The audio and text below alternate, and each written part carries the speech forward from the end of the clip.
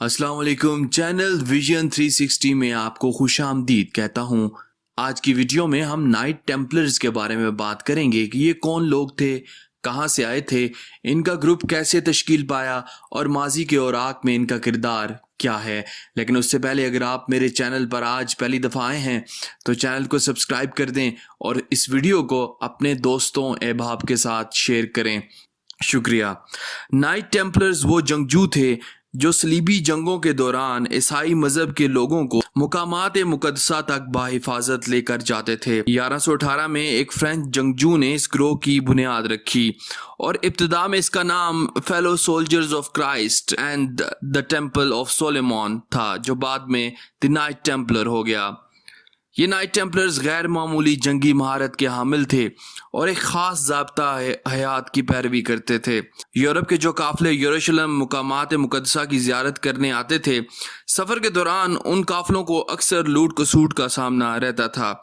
इसलिए लोग कीमती अशिया और सिक्के लेकर जाना अपने लिए ख़तरा समझते थे। नाइट टेम्पलर्स ने अपने मेम्बरान के ज़रिए यूरोप के मुख्तलिफ ममालिक में लोगों को ये सहूलत फराम करना शुरू की कि ये लोग अपने कीमती सिक्के इनके पास जमा करा दें और ख़ुद सफ़र पर रवाना हो जाएं। नाइट टेम्पलर्स इन कीमती अशिया को यरूशलेम पहुँचा देते थे और ये लोग वहाँ पहुँचकर कुछ रकम इनको देकर अपनी अशिया वसूल कर लेते थे।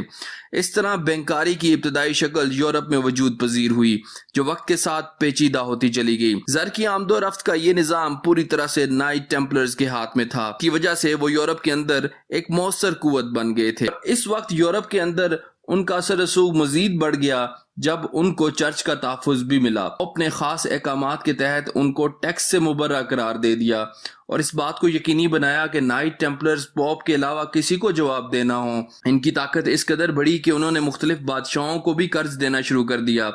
यूं इनका असर रसूख बुलंदियों को छूने लगा।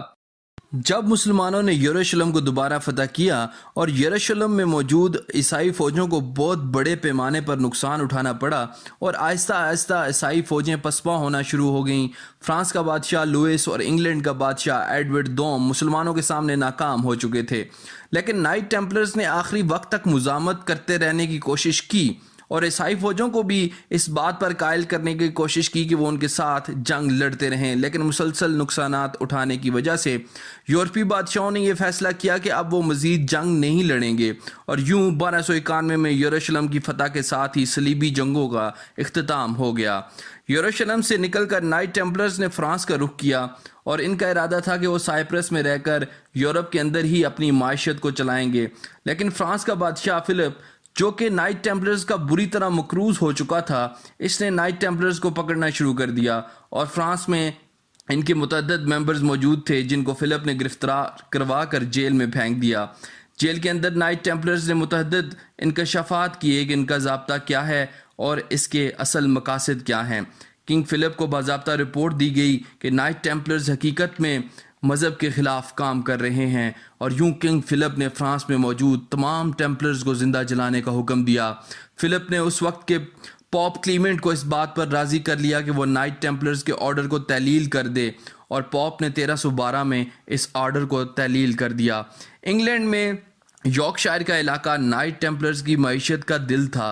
ये यहाँ पर बहुत सी मिलों के मालिक थे। इंग्लैंड के बादशाह एडवर्ड दोम ने शुरू में फिलिप की बात पर यकीन ना किया कि टेम्पलर्स गैर मजहबी सरगर्मियों में शामिल हैं, लेकिन फिर 1308 में इंग्लैंड में मौजूद टेम्पलर्स को गिरफ्तार कर लिया गया और इनके तमाम कारोबार को हुकूमती तहवील में ले लिया गया।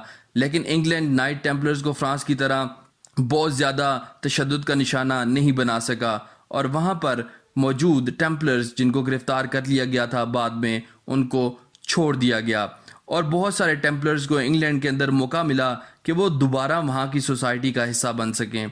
नाइट टेम्पलर्स के लिए अब खुल्लम खुल्ला अपने ऑर्डर की पैरवी करना मुमकिन न था, लिहाजा अब उन्होंने हेडफोर्डशायर और साउथ ईस्ट इंग्लैंड में छुप छुपा कर अपने ऑर्डर की सरगर्मियाँ जारी रखीं।